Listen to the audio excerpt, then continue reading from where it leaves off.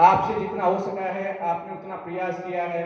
और आज भी जबकि विधानसभा सत्र चल रहा है, बिल्कुल भी छुट्टियां नहीं है, संडे की भी छुट्टियां नहीं है, फिर भी आपने कीमती समय निकाल करके जो समय हम सबको दिया है उसके लिए आपको बहुत बहुत धन्यवाद। श्री मुकेश कुमार जी मीणा।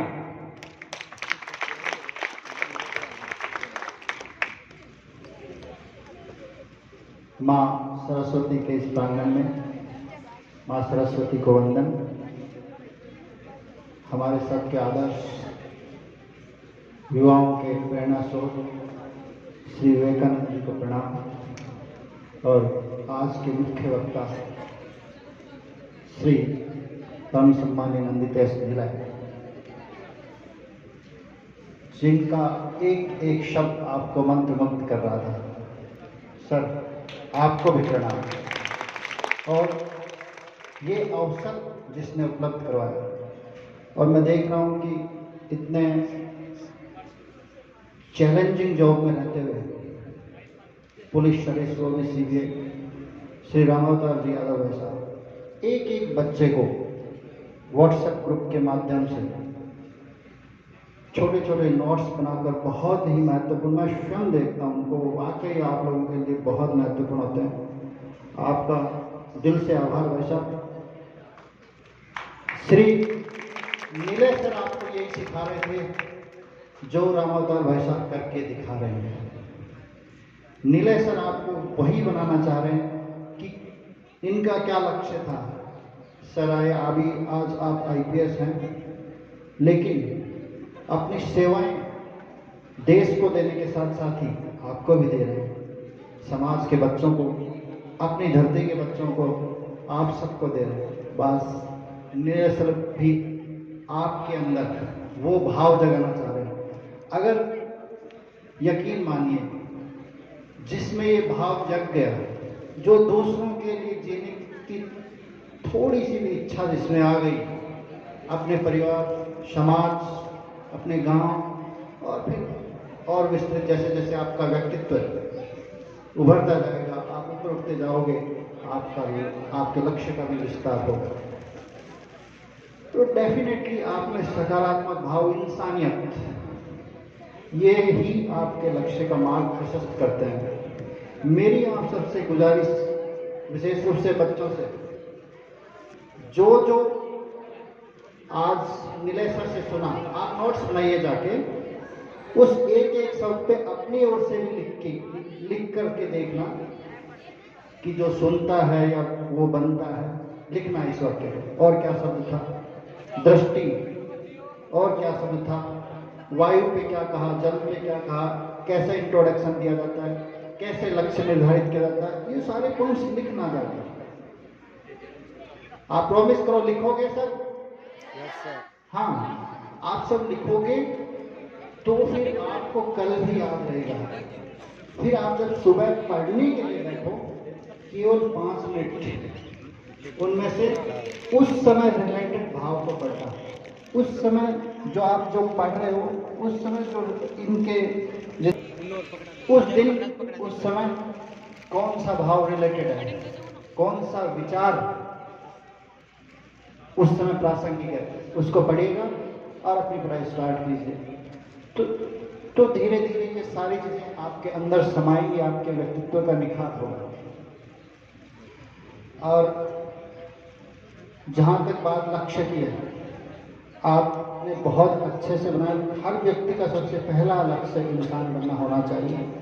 हम अच्छे इंसान बनेंगे, हम अच्छाई की ओर प्रेरित होंगे, तो निश्चित रूप से हमें अच्छे रास्ते अपने आप ही आकर्षित करेंगे।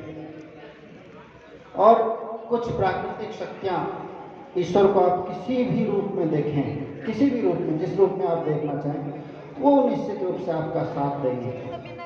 बस आपका अटैचमेंट मन से होना चाहिए।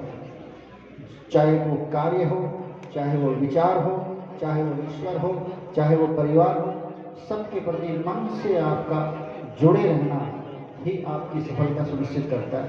ऐसा मेरा मानना है, मेरा अनुभव भी। अब सर, आप सबका आदेश हो तो मैं अपने कुछ संस्करण, मुझे लगता है कि कहीं न कहीं प्रेरित करते हैं। मैं 12th क्लास में था, तब वार्षिक उत्सव कार्यक्रम में बात 1993 की, जिला कलेक्टर सीकर और जिला एसपी साहब आए थे, तो उनकी बात, उनके स्पीच से मेरे रोम रोम खड़े हो गए थे और यूं लगा था यार ये कुछ स्पेशल है। और वास्तव में देखो हम सब इनकी तरफ किस तरह से आकर्षित हो रहे हैं और ये पूरे जिले के लिए काम करते हैं, सबके लिए काम करते हैं। कितने अच्छे लोग हैं, ऐसे अच्छे हम भी बने। तो मैं पूरी तरह से आशान्वित हूँ कि निलय शब्द के शब्द आज कम से कम 10-20 जिला कलेक्टर पैदा करेगा। यही बात मेहनत की है, बात आपके डेडिकेशन की है, बात आपके अनुशासन की है। कौन कितना, मेरे जो दिमाग नहीं है, कम पढ़ता हूँ, सेकंड डिवीजन आता हूँ, कोई खास बात नहीं है। मैं 8वीं क्लास में था, देखिए याद मुझे आज भी है सब, 8वीं क्लास मतलब 90 से पहले की बात है। मैं 8वीं क्लास में था तो वही नवीन जी की तरह की बात, फर्स्ट टेस्ट 10 नंबर का होता था गणित का, 0 नंबर, 10 में से 0 नंबर था मेरे 8th क्लास के फर्स्ट टेस्ट में। और मेरे गुरुजी श्री लक्ष्मी नारायण जी सोनी जी मेरे आइडियल टीचर थे, उनकी वाइफ मेरी प्राइमरी टीचर रही थी। उन्होंने मेरी कॉपी में लिखा था, आपने तो मौजा मारा। वो मतलब वो अपने हास्य के लिए भी प्रसिद्ध थे और अपने डेडिकेशन के लिए भी जाने जाते हैं और अपनी मेहनत के लिए भी जाने जाते हैं, बच्चों से एक्चुअल अटैचमेंट रखने के लिए भी जाने जाते हैं। वो मुझे केवल बदलना चाहते थे, इसलिए लिखा था कि आपने तो मौजा मारा, राजस्थानी में लिखा। और मुझे जो भी उस समय सजा प्रचलित थी वो दी गई और एक अपराध की 2 बार सजा मिली सर। मेरे फादर आर्मी में थे, छुट्टी आए हुए थे, उन्होंने वो पढ़ा तो धूप में दोनों पैर हाथ ऊपर करके 1 घंटे के लिए खड़ा कर दिया गया, यानी एक अपराध की 2 बार सजा मिली। लेकिन मुझे भी बड़ी शर्म से आई, यार ये क्या 0 भी कोई नंबर होता। तो फिर वही विराम को पहचानिए सर ने कहा, कौमा, वो मेरे सोचने का, वो मुझे मजबूर किया उस पल में, उन लम्हों ने, उस लिखावट ने, कि मैंने अपने आप के बारे में सोचा। हाँ, आज आपके पास बहुत सारी फैसिलिटीज है, हमसे ज्यादा है। हम खेत में काम भी करते थे, पशुओं के लिए काम भी करते थे, हम खेलते भी थे, हमें कोई बता ज्यादा मार्गदर्शन आपके लिए नेशनल लेवल के लोग, आपको जो IAS IPS को आपकी क्या आवश्यकता पड़ती है पता है? एथिक्स। इन्होंने सर ने कहा एथिक्स पढ़ाने जाते हैं। एथिक्स क्या? हम मशीन बन गए, इंसान बनाने जाते हैं, सब इंसान बनाने जाते हैं। IAS RAS ये सब लोग पढ़ के रोबोटिक मशीन मोबाइल बन गए। तो आप सबकी तरह आज यहाँ मैं भी लाभान्वित हुआ और सच में सर मैं व्यक्तिगत रूप से लाभान्वित हुआ और हम कोशिश करेंगे कि आपको हर साल बच्चों को प्रेरित करने के लिए आमंत्रित करें। अब वो 8वीं क्लास में इस तरह से बदलाव आया कि उस 8th B सेक्शन का टॉपर मैं था। वो 8th B क्लास टॉप फिर मैंने की और मेरे उन्हीं टीचर ने प्रिंसिपल साहब के सामने ले जाके कहा कि ये मेरा 1 नंबर शिष्य है। और परिवर्तन देखिए, 9th B सेक्शन इस यहाँ होता था, उसका भी टॉपर मैं, 10th B टॉपर मैं, 11th मैं, 12th दोनों सेक्शंस का टॉपर मैं था। यानी फिर रुकी नहीं गाड़ी, फिर कभी नहीं रुकी। और फिर मैं गया, ये सारी बातें जैसे अभी मत सुनो, कोई आपको डराता है, सब ने कहा क्या कर पाएगा। अब तो आप सब ही कर सकते हो। उस समय तो अपने गांव से तो यूं लगता था कि पता नहीं अरे यार क्या सोच रहा है, ये क्या करेगा भाई। उस समय तो टीचर टीचर सम्मानजनक आज भी है, लेकिन उस समय ज्यादा पावरफुल भी था, ये मान लीजिए। सम्मानजनक तो अध्यापक ऐसा पद है, अध्यापक का कोई मुकाबला नहीं है पूरे संसार में, सर्वाधिक सबसे शक्तिशाली अगर कोई माना जाता है सबसे सम्मानजनक, वो पता नहीं कितनों को कलेक्टर बनाता है। तो अध्यापक से बड़ा तो कोई पद ही नहीं है, सिखाने वाले से बड़ा तो कोई पद है ही नहीं। नीलय सर आज भी कलेक्टरों को पता नहीं, कलेक्टर बनने के बाद भी पढ़ा रहे हैं, क्योंकि अध्यापक से बड़ा तो कोई है ही नहीं। और उस समय अगर कोई बन जाता तो आप सोच सकते हैं कि मतलब उनके आसपास के कई गांवों में जबरदस्त प्रतिष्ठा होती थी। तो मैं 1992, 93, फिर 95, 96 मैंने सोचा ऐसे ही जैसे आज आप नीलय सर से वादा किया आप सबने अपने मन में, अब अपने मन की बात सुनेंगे, रोज सुनेंगे, एक बार अपने मन से रोज पूछेंगे कि कल तो हमने वादा किया था, इतनी जल्दी भूलने वाले नहीं है भाई। तो आप रोज सुनेंगे, एक बार आंख बंद करके रोज विचार करेंगे, तो ही ये फलित होंगे, तभी ही ये परिणाम आएंगे। अगर आपने आज सुना और ठीक है यार मजा आ गया, मतलब ऐसे करके और चले गए और फॉरगेट, तो फिर हमें भी मजा नहीं आएगा, आपको भी नहीं आएगा। क्योंकि हमें मजा तो तब आएगा जब 5 साल, 6 साल, 2 साल, 3 साल बाद आप में से रिजल्ट्स आने लगेंगे, और फिर कभी हमारे हाँ वाह आप में से गले लगाने का मन करे। एक छोटी सी बात और, इस मन में, इस उम्र में 10th के बाद इश्क बहुत होने लगा सर, प्यार हो गया। प्यार करना चाहिए लक्ष्य से। मैं जब 10th कर रहा था उस समय VCR आ गया था, हमने फिल्में देखनी स्टार्ट कर दी थी और हम समझने लगे थे कि what is love between a girl and a boy. पर ये मान के चलिए, ये आपको, ये उम्र नहीं है, आप कीजिए पहले अपना प्रथम लक्ष्य, जो माता पिता के प्रति आपका कर्तव्य है, आपकी प्रतिबद्धता है जीवन के प्रति, उस लक्ष्य को हासिल कीजिए और फिर आपको प्यार करने का भी मजा आएगा। और मेरे प्यार करने का तरीका भी मैं बता देता हूँ आपको। मैं जब हंसना मत, सुनना, मेरे भावों पे जाना प्लीज। और ऑनेस्टली माँ सरस्वती के प्रांगण में खड़ा होकर आपको बता रहा हूँ मेरे भाव क्या थे। मैं खुली छत पे गर्मियों में गांव में अपन सब सोते, मैं भी सोता था, बहुत सारे तारे दिखते थे। उसमें रेडियो होता था मेरे पास, गाना आ रहा जब भी आता था, आ रहा नहीं था, जब भी वो गाना आता था तो मुझे माँ सरस्वती तारों में से आती हुई दिखाई देती थी और यूं लगता था जैसे उनसे इश्क हो गया। और सच में आपका ये टाइम माँ सरस्वती से इश्क करने का है, और माँ सरस्वती से इश्क होगा पुस्तकों के माध्यम से, किताब के माध्यम से।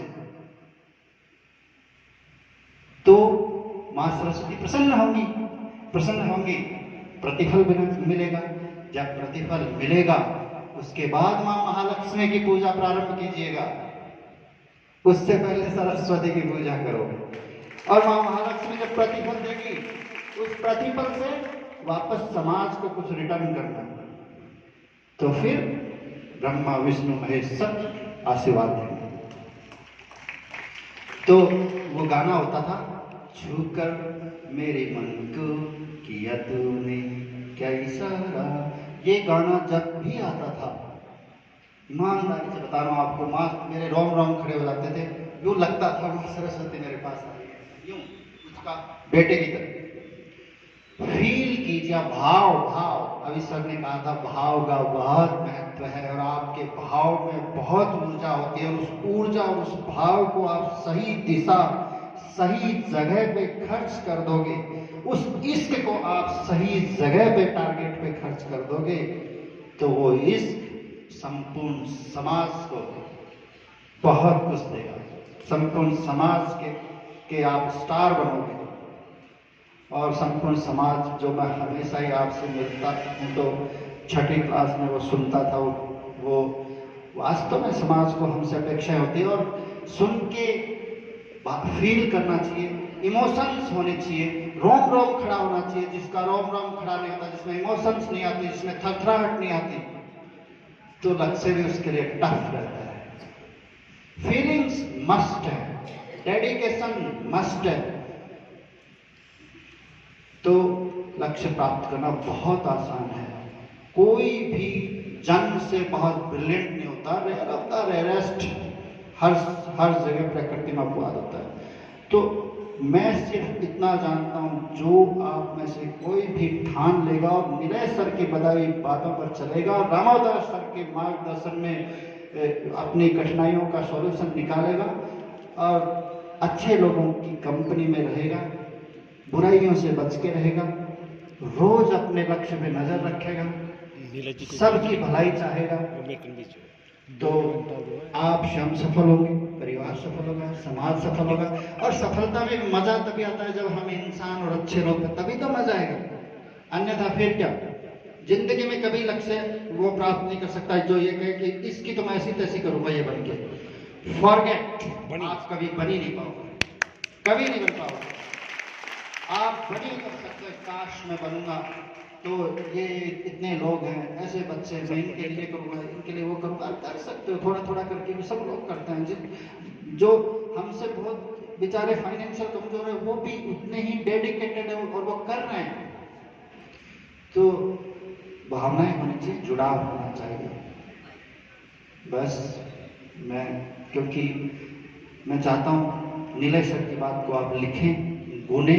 मैं तो आपका भाई हूँ, मेरे छोटी बहन, छोटे भाई आप सब लोग हैं, पूरे गांव के बच्चे मेरे भाई बहन हैं। मुझसे तो आप कभी भी संपर्क कर सकते हैं, मेरे नंबर है। हाँ, मुझसे मेरे पास फोन इस तरह से आए कि मैं उस गांव के बच्चे बोल रहा हूँ, भाई भैया मुझे ये बताओ ना, तो मज़ा आएगा। फ़ोन ऐसे आते हैं, वो लड़की आओ उसको फ़ोन कर दो, अब मज़ा नहीं आता। फ़ोन ऐसा आना चाहिए कि मुझे बुक्स चाहिए, मुझे कोचिंग करवा दीजिए, मुझे इसमें मार्गदर्शन दीजिए। तो मैं आपके करियर में आपके साधन के रूप में सदैव आपके साथ दिल से हूँ, माय प्रॉमिस। Thank you.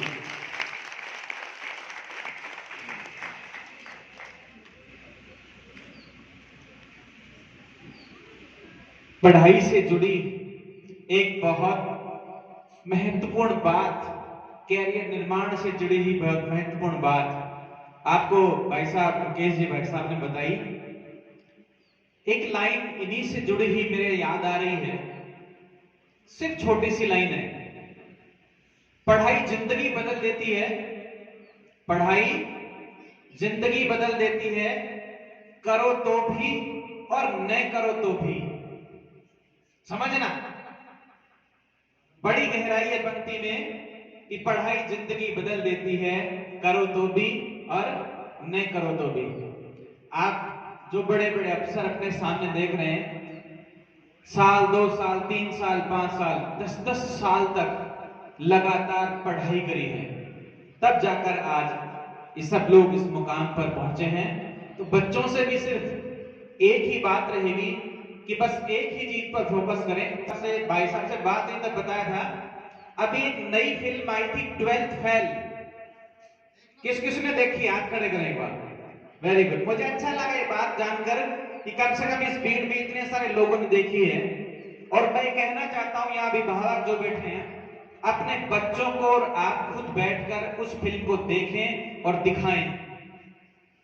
मेरा मानना है कि वो ऑस्कर के लिए नामित होनी चाहिए हमारे फिल्मी साहित्य में। से फिल्म है, आप जरूर देखिए उस फिल्म को, बहुत अच्छा मोटिवेशन दिया गया उसके अंदर। भाई साहब से बात करी तो उन्होंने कहा कि हाँ मैंने देख भी ली है और बल मैं दिखा भी रहा हूं, और मैंने खुद ने प्रमोट किया उसको बहुत सारे लोगों को। आप देखिए, स्कूल में भी दिखाइए।